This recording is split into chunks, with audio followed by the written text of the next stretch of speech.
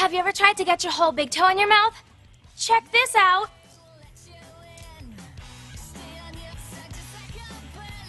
Sometimes I wonder if you can get juice from a potato.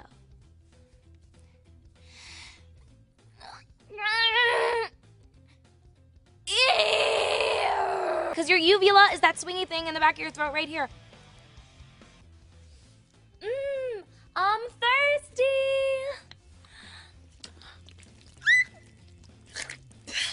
It's not possible. I'm soaking wet. This has been me in a video.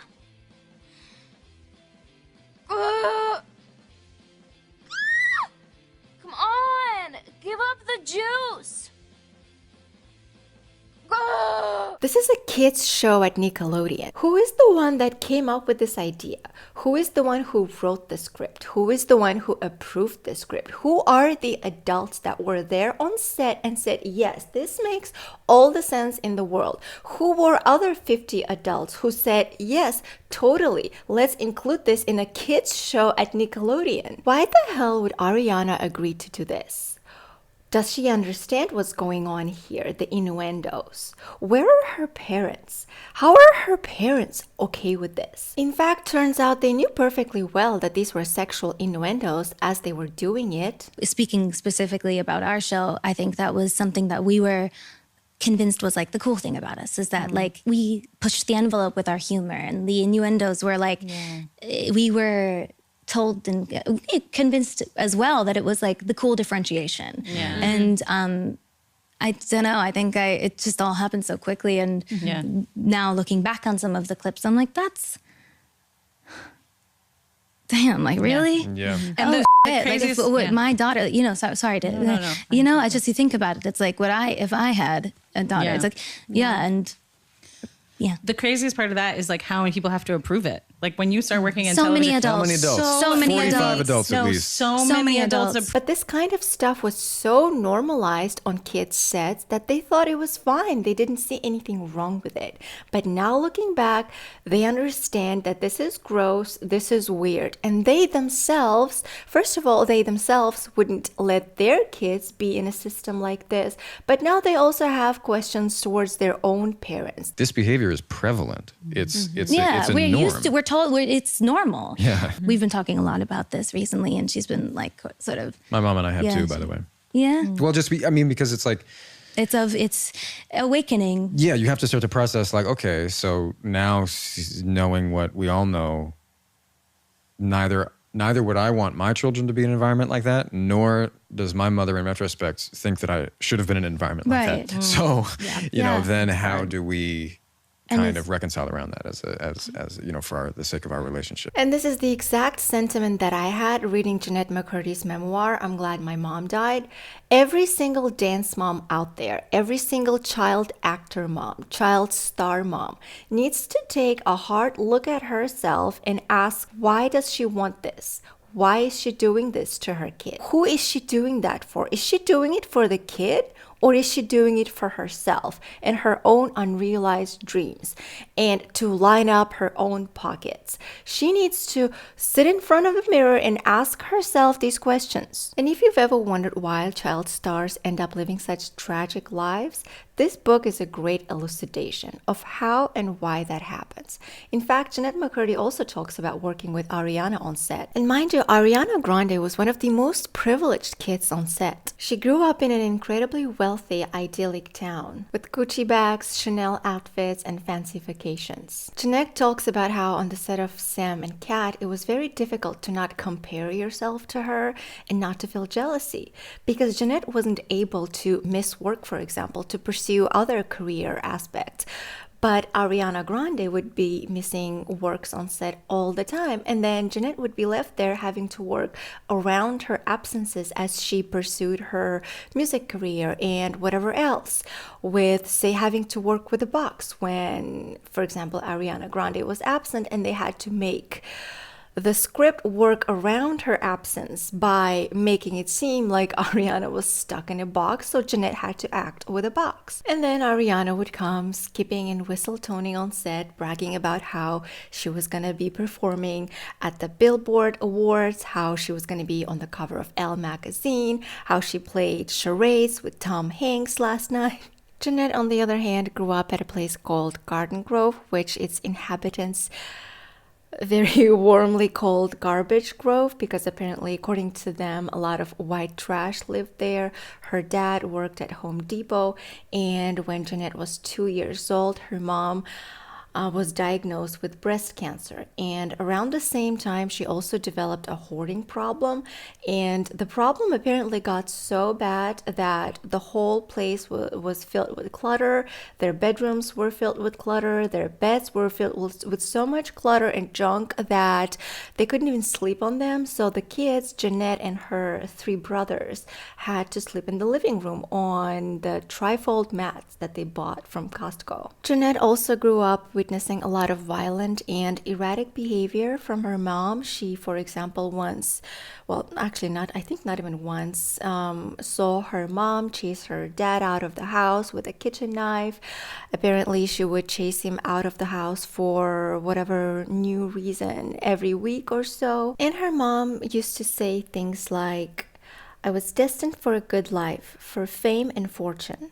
You know how much I wanted to be an actress. I want to give you the life I never had, Ned. I want to give you the life I deserved. The life my parents wouldn't let me have." Even though her mom would pick up shifts at Target, she would tell Jennette that her main job was making sure that Jennette makes it in Hollywood. But this was only her mom's dream, not Jennette's. Jennette didn't want to be an actress. In fact, Jennette was the opposite. She was a very shy, homeschooled Mormon kid that hated having her pictures taken. In fact, as a kid, Jennette's favorite place to go was the church because that was the only peaceful place that she could escape to from the chaos and violence of her own home. And yet, like any child is conditioned to, Jennette really loved her mom. And in fact, every single birthday, ever since she was a very little kid, on her birthday, her only wish was for her mom to stay alive for another year. "You are my best friend, Ned. You're mommy's best friend," her mom used to tell her, and Jennette would beam with happiness. "I am so happy to be her best friend, to be the closest person in the world to her. This is my purpose. I feel whole." Making mom happy was little Jennette's first and foremost priority, and so off to auditions and classes she was at the age of 6. She was the best at memorizing but didn't like to be observed, and so she hated acting, which she found humiliating and uncomfortable. But she knew better than to be the difficult kid because her mom reminded her all the time. "You have to always be on in class," mom reminds me on every one of our drives. "Miss Lasky is watching, and the kids who are annoying, don't take direction, ask questions, those are the kids who won't get sent out on auditions. The kids who will get auditions are the ones who shut up and do as they're told." And every time Jennette landed a role, the agents would tell them, "This is great news. This means Jennette is establishing a reputation as a kid who cooperates and takes direction. 2 of the most beneficial traits of a child actor." This is making me mad.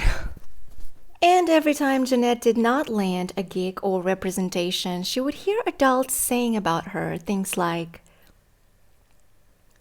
"We like Marcus a lot. We want to take him on as a client. But Jennette, she just lacks charisma." Or, "They're looking for an ethereal beauty, and Jennette reads more homely." And so off to being less homey Jennette was. Her hair was bleached, her teeth was whitened with white strips, and before comedy auditions, her mom would give her sugar-free Red Bulls because she says, "I just don't have comedy energy otherwise." And when she was too sick with fever, her mom made her be the good cooperative kid. Just chug the Gatorade and go to your auditions. And it works. By 11 years old, Jennette is landing gigs, she's supporting the family financially, and even though she knows by this point that she absolutely loves writing and doesn't like acting, no one wants to hear that. "I don't want to act anymore," Jennette tells her mom. "Don't be silly, you love acting." "No, I really don't want to. I don't like it. It makes me uncomfortable." "You can't quit," her mom sobs. Also, at 11 years old, Jennette begins developing some breasts and gets alarmed because if I start to grow up, mom won't love me as much. She often weeps and holds me really tight and says she just wants me to stay small and young. I feel guilty with every inch I grow. And in response to her guilt, her great mom tells her, well, sweetheart, if you really want to know how to stay small, there's this secret thing you can do. It's called calorie restriction. And so Jennette's journey into eating disorder begins. She's put on a 1,000 calorie diet. She's given a stack of diet books that she goes through very fast. Her thighs are measured with a measuring tape all the time. She starts weighing herself 5 times a day. And in 6 months, she's down 3 sizes. This is at 11 years old. And this is the first time Jennette hears the word anorexia. At the next doctor's appointment that she has, she's being weighed and the doctor says that her weight is significantly lower than what's normal for her age. And her mom lies. She's eating normally. I haven't noticed any changes. Well, sometimes when young girls have anorexia, they're very secretive about their food habits. Another person that noticed that something was wrong was one of the dance moms at her dance class, and she wants to talk to Jennette's mom after dance class and says, "Hi, Deb. I just wanted to talk to you real quick about Jennette. I noticed she's losing a lot of weight. It seems like she might have anorexia." But mom obviously just brushes her off. And when Jennette asks her, "What's anorexia?" she says, "Don't worry about it. People are just being dramatic." By the time Jennette is 12, 13 years old, she starts wondering why mom keeps insisting that she shower Jennette still. She says she has to shower me because I wouldn't know how to shampoo and condition my own hair. And sometimes she would shower 12, 13-year-old Jennette with her 16-year-old brother, Scotty. I get really embarrassed when she showers us together. Mom says it's because she's got too much to do. Scott asked if he could shower himself once. Mom sobbed and said she didn't want him to grow up, so he never asked again after that. Whether or not Scott's there with me, Mom gives me a breast and front butt exam, which is what she calls my private parts. She says she wants to make sure I don't have any mysterious lumps or bumps because those could be cancer. And every time she's given these private part exams, what Jennette describes feeling sounds to me like symptoms of dissociation. She says that she feels outside of herself, disconnected, and like she's going into fantasy land in her mind.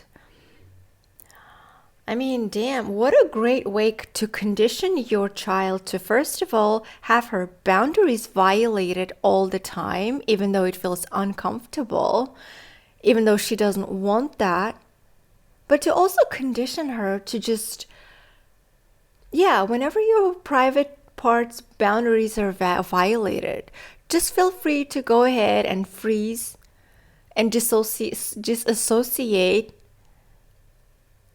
and go into fantasy land and don't react otherwise. Just sit there, stay calm, be cooperative. You don't want to be the difficult kid, do you? There's something wrong about dance moms. And I'm using this as a collective dance moms way of labeling all of these moms. There is something wrong with dance moms. Dance moms, if you can hear me, if you're out there, you have to take a freaking hard look at yourself in the mirror. What the F is wrong with you? Why are you doing this to your child?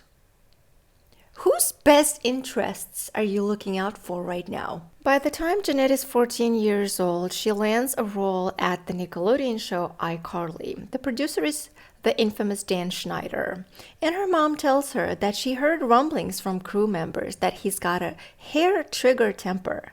And to be sure not to get on his bad side. And so when at 14 years old, the wardrobe people are putting her in bikinis and taking pictures of her, even though she feels uncomfortable and doesn't like it and doesn't want to be taking pictures in a bikini. They say, well, Dan Schneider specifically said that he wants you guys to take pictures in a bikini and for those pictures to be sent to him. And well, her mom told her not to get on the guy's bad side, right? And so she just stands there and takes the pictures. She talks about him in her book under the pseudonym The Creator. The creator's approval means a lot to me. He's the reason I'm a series regular on a television show. He is the reason my family and I don't have to worry about money anymore. And he tells her, if you keep doing what you're doing and listening to me, take my advice and let me guide you, I promise you I'll give you your own show. Just a totally normal, very healthy situation for a 14-year-old to be in, right? And when then later, a few years into the show, he offers her first alcoholic drink, she says, I've never had alcohol before and I'm only 18. Couldn't I get in trouble? No one's looking, Jennette. You're fine. He reaches out and places his hand on my knee. He pats my shoulders, and then the pat turns into a massage. I want to say something to tell him to stop, but I'm so scared of offending him.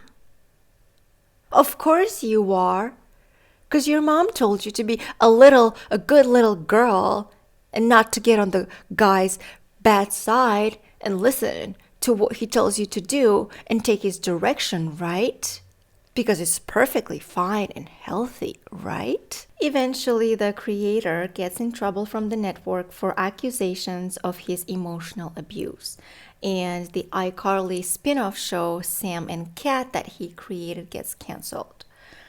My manager told me it was canceled because of a sexual harassment claim against one of our producers. Her agents tell her, they're giving you $300,000 and the only thing they want you to do is never talk publicly about your experience at Nickelodeon, specifically related to the creator. But Jennette refuses that offer. Can I just say how ballsy that was of her to refuse that $300,000? And she even says that herself in the book after she refuses it. She's like, oh my God, did I make a mistake?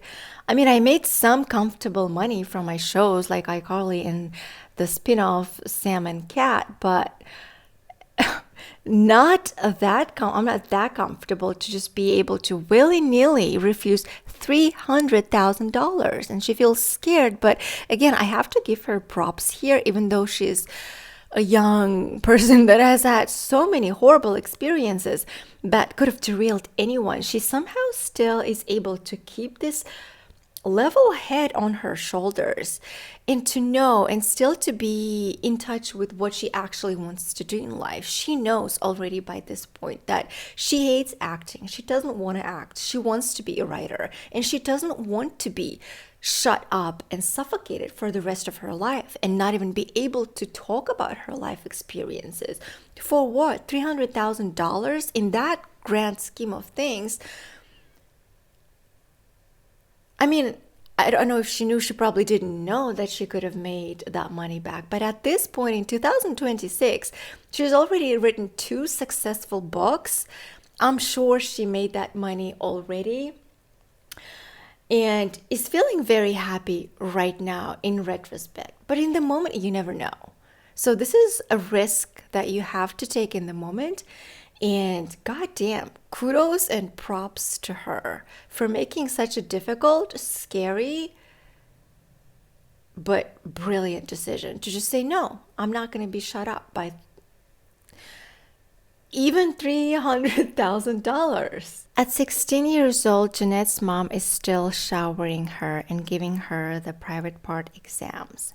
And when she gets her period, her mom says, oh, sweetie, I'm sorry. Huh? Why are you sorry? The average age for a girl to get her period is 12 years old, by the way. She's getting it at 16. Why are you sorry? And then at some point, later in her life, she says, I haven't gotten the period, for years because of my various eating disorders. So even if when she gets it at 16 afterwards, she hasn't had her period for years at a time because of her various eating disorders.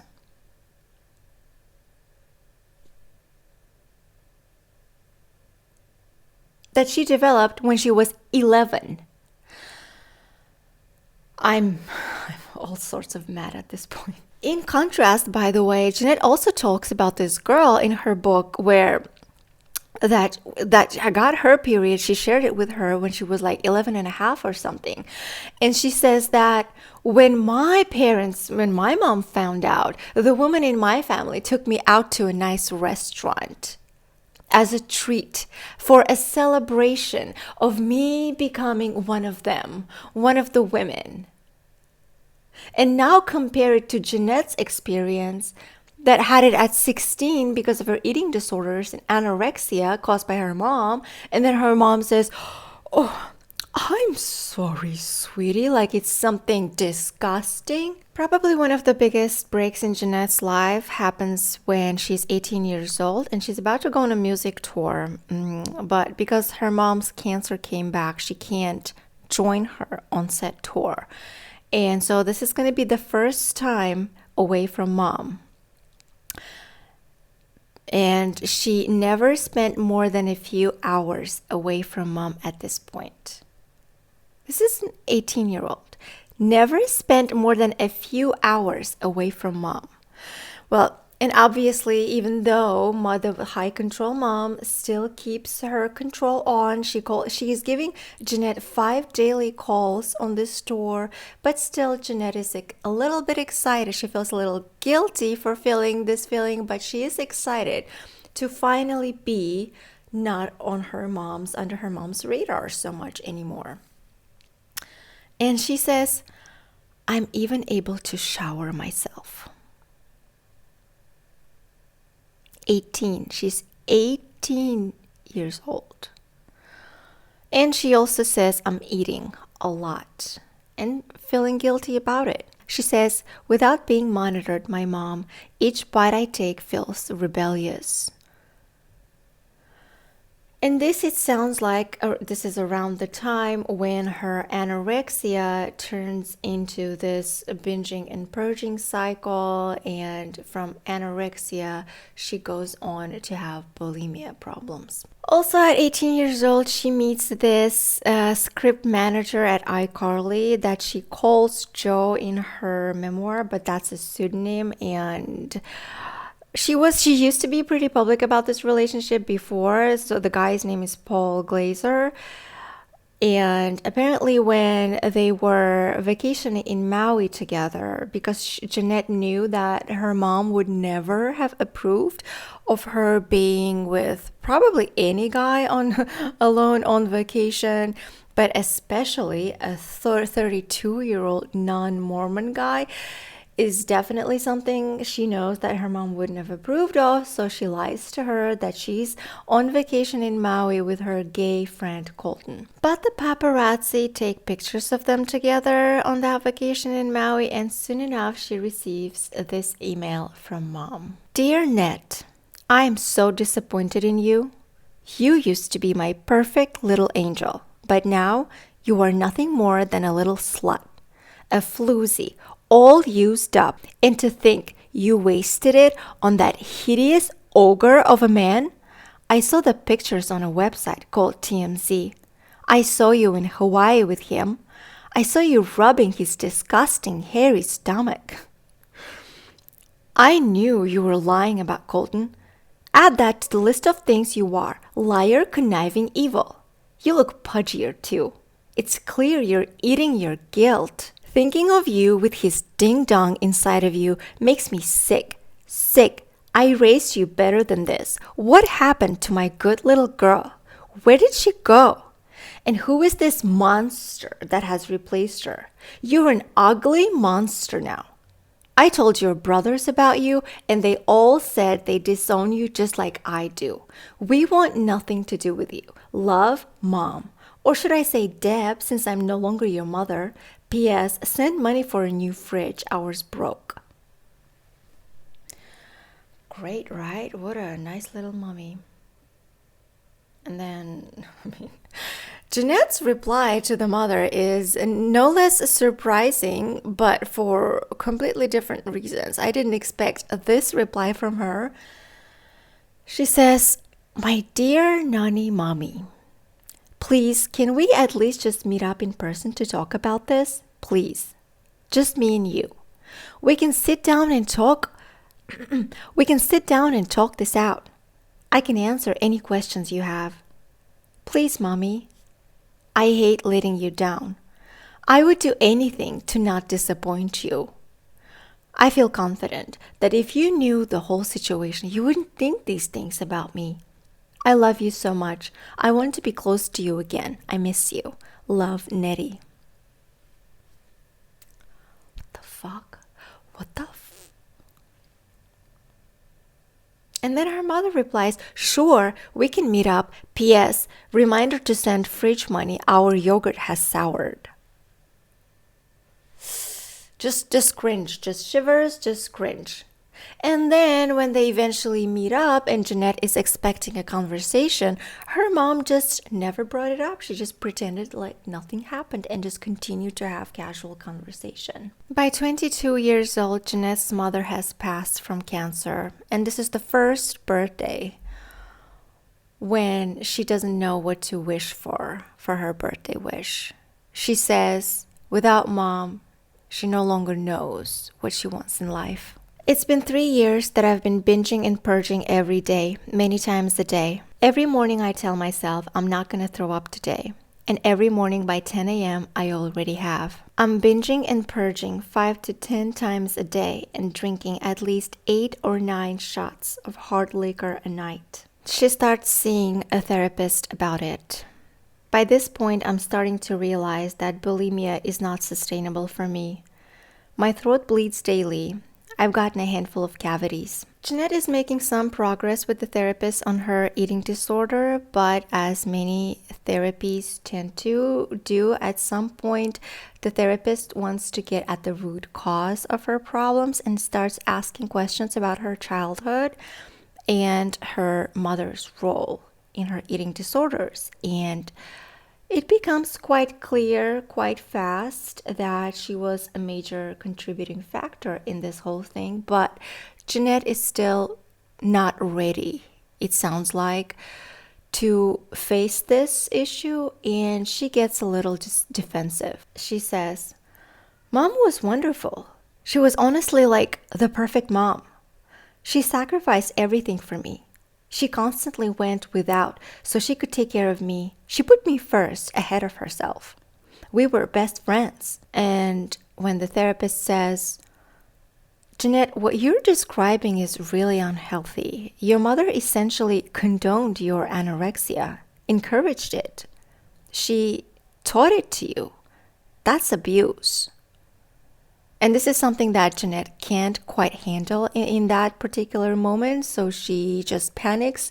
She storms out of the therapist's room, deletes her number, and never sees her again. It seems like the first significant crack in the way that Jennette saw her mother came when her father suddenly disclosed to her, way after the mom's passing, that he wasn't actually her real father.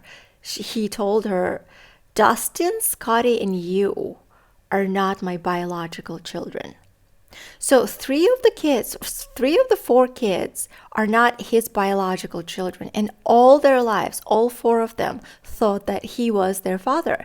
And it seems like this is the first time when Jennette is trying to wrestle with this idea of, what do you mean my mommy, the one that I've always made my priority in life, put on a pedestal, and said that she was perfect. She could do no wrong. I couldn't see her as anything but a perfect. What?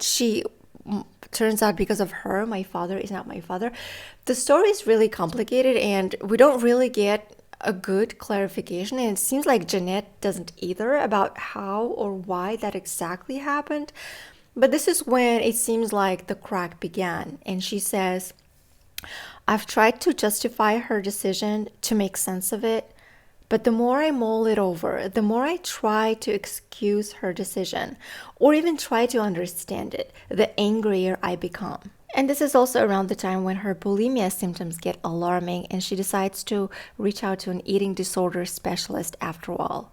The acidity from my stomach fluids has worn down my enamel to the point that I just lost a lower left molar. By the time she's 26 years old, it's been a few years into her eating disorder recovery.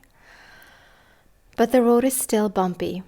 It's been over a year since I've purged and several months that I've actually been able to find enjoyment in the food that I eat. I am processing not only the grief of my mom's death, but the grief of a childhood, adolescence, and young adulthood that I feel I had never truly been able to live for myself. And she's finally more ready to take a closer look at what happened to her. My mom didn't deserve her pedestal. She was a narcissist.